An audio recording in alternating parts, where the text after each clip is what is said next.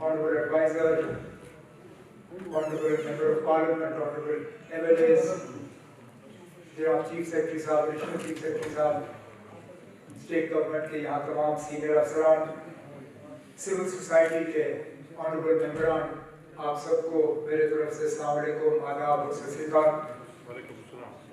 सबसे पहले तो मैं आप तमाम सिविल सोसाइटी के ऑनरेबल मेंबरान का दिल की गहराइयों से शुक्रगुजार हूँ कि आपने अपनी कीमती वक्त में से थोड़ा सा समय हमारे लिए निकाला और आज आप हमारे इस मीटिंग में शिरकत करने आए। कोई मजबूरी नहीं थी, कोई दबाव नहीं था, आप आए और आपने हमारे इस दावतनामे को कबूल किया। ये आपका बड़ापन है और उसके लिए मैं आप सबका तहे दिल शुक्रगुजार हूँ। 2-3 हफ्ते हो गए इलेक्शन के नतीजे निकले हुए और लंबे अरसे के बाद दोबारा जम्मू कश्मीर में लोगों की एक चुनी हुई हुकूमत कायम हुई।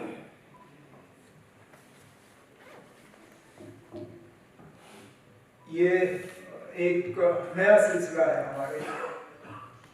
मैं इससे पहले भी वज़ीर आला रहा हूँ, लेकिन वो वक्त कुछ और था, ये वक्त कुछ और है। आज के हालात और उन हालात में ज़मीन आसमान का फर्क है और थोड़ा सा इस बात का एहसास इस मीटिंग के दौरान ही मुझे मिला, शायद आप लोगों को भी मिला होगा। तकरीरें काफ़ी सारी हुई, बीच बीच में मौके पर तालियां भी बजी, लेकिन सबसे ज़्यादा अगर तालियां यहाँ बजी वो तब बजे जब हमारे डॉक्टर वार साहब अपनी बात यहाँ सामने रख रहे थे। इसलिए नहीं कि उन्होंने प्राइवेट स्कूल्स के मुश्किलात के हवाले से बात की या इनकी क्या परेशानियां हैं उस हवाले से बात की। बड़े बेहतरीन तरीके से उन्होंने अपने सेक्टर की बात की, लेकिन उन्होंने कुछ ऐसी बातें की जो सेक्टर छोड़ के, तमाम चीज़ों को छोड़ के हम सबको जाके छू गई कि आखिरकार अपने घर में रह के, अपनी ज़मीन पर रह के, क्या हमारा हक नहीं है कि हम इज्जत से अपनी ज़िंदगी जो है वो गुजार कर रहे हैं? क्या हमें बेइज्जत होके यहाँ रहना होगा? क्या हमें यही देखना होगा कि जगह जगह हमें तंग किया जाएगा, परेशान किया जाएगा? क्या हमें विकार का कोई हक नहीं?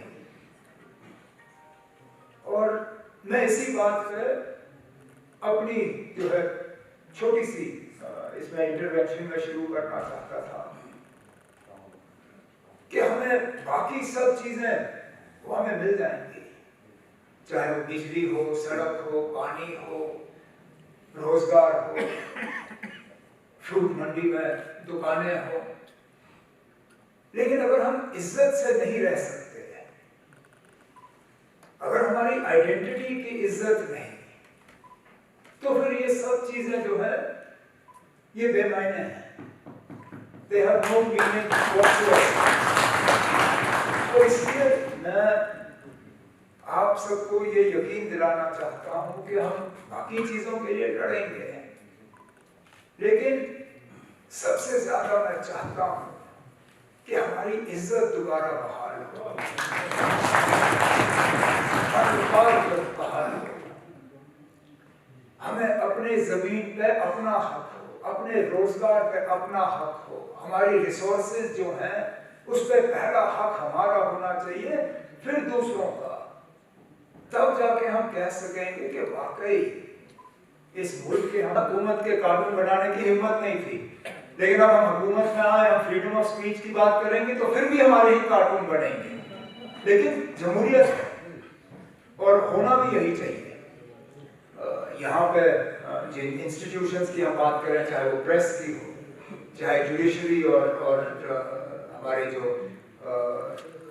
क्या कहते हैं इसको, हमारे बार एसोसिएशन की हो, हमारे यूनियंस, चाहे वो लेबर यूनियन हो, बाकी यूनियंस हो, उनको स्ट्रेंथन करना है और एक कोशिश करनी होगी कि एक सही ढांचा, एक सही फ्रेमवर्क हम तैयार करें ताकि हर लिहाज से यहाँ लोगों को ये लगे कि दबाव और डर के बुनियाद पर नहीं, बल्कि एक कोऑपरेटिव पार्टनरशिप के बुनियाद पर मिलजुल के हम जम्मू कश्मीर को जो है के हालात ठीक रखना चाहते हैं, यहाँ पे अमन कायम रखना चाहते हैं और इस अमन का हमें फिर फायदा भी होगा।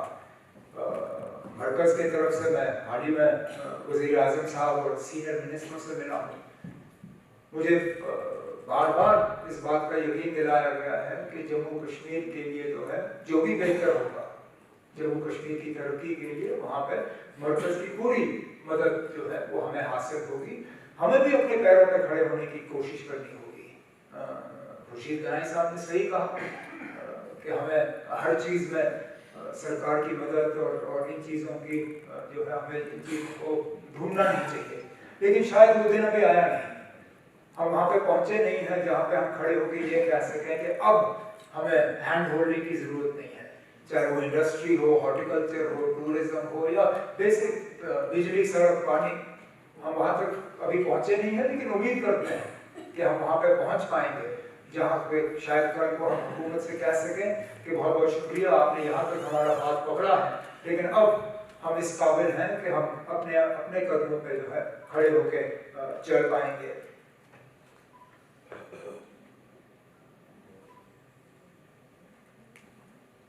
मैं हर इशू का यहाँ पे जवाब दे नहीं पाऊंगा, लेकिन एक एक इशू को यहाँ पे नोट किया हुआ है।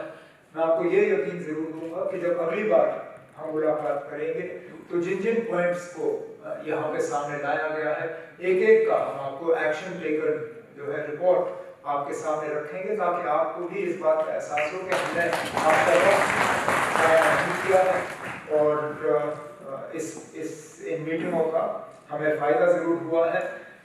लेकिन ड्रग एडिक्शन के हवाले से मैं ज़रूर बात करना चाहूँगा, क्योंकि ये एक ऐसा मसला है, एक ऐसी परेशानी है जो हमें अंदर से हम खोखला हो जाएंगे। और मुझे अफसोस इस बात का है कि ड्रग्स के हवाले से मैं जब इससे पहले वज़ीर आला था, मैंने तब बात की। मुझे याद है, शायद वो साल याद नहीं है, शायद 2012 था या 13 था, 15 अगस्त की मैंने अपनी तकरीर में ड्रग्स के हवाले से बात की। और उस वक्त ये मसला इतना बड़ा था नहीं जितना आज है। उस वक्त तो हमें डर था कि वो कोरेक्स और इन चीज़ों का इस्तेमाल हो रहा है, लेकिन अब तो ऐसी नशीली दवाइयाँ आ रही हैं जिनका एक बार उसका असर पड़े तो उससे फिर बचना बहुत मुश्किल है। इसमें गवर्नमेंट का अपना रोल है, वो हम निभाएंगे, लेकिन इसमें सिविल सोसाइटी का एक बहुत अहम रोल बनता है। इसमें हमारे रिलीजियस इंस्टीट्यूशंस और रिलीजियस लीडर्स का एक बहुत अहम रोल बनता है।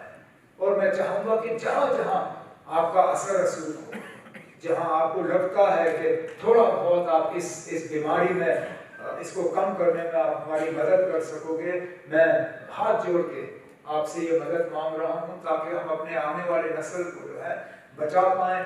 रिलीजियस जो हमारे लीडर्स हैं, मजहबी जो रहनुमा हैं, उनसे अलग मैं गुजारिश करूँगा कि वो भी इसमें हमारी मदद करें। और कोशिश ज़रूर हमारी ये होगी कि हमारे जो बॉर्डर्स और जहाँ से ये ड्रग्स आते हैं उनको हम टाइट करेंगे, अपने इन्फोर्समेंट को टाइट करेंगे। यहाँ पे ड्रग रिहैबिलिटेशन के जो सेंटर्स हैं उन्हें हमें स्ट्रेंथन करना होगा, उनको बढ़ाना होगा। और लेकिन रिहैबिलिटेशन की तब ज़रूरत पड़ती है जब नशा हो जाता है। हमारी तो ये कोशिश होनी चाहिए कि हम वहाँ तक पहुँचे ही ना, कि हम वहाँ तक पहुँचने से पहले ही अपने बच्चों को बच्चियों को बचा पाएँ। लेकिन ये बातें जो है हम आगे इनको हम चालू रखेंगे। लेकिन आज के मौके पे मैं अपने साथियों की तरफ से, अपने तरफ से आप सबका शुक्रगुजार हूँ और उम्मीद करता हूँ कि जब अगली बार हमें इस तरह मिलने का मौका मिलेगा तो जो बातें यहाँ हुई हैं उनमें से काफ़ी सारे हम हल कर चुके होंगे, और फिर जो नई बातें होंगी वो हम वहाँ कर लेंगे। आज की मीटिंग के लिए मैं आप सबका शुक्रगुजार हूँ। शुक्रिया।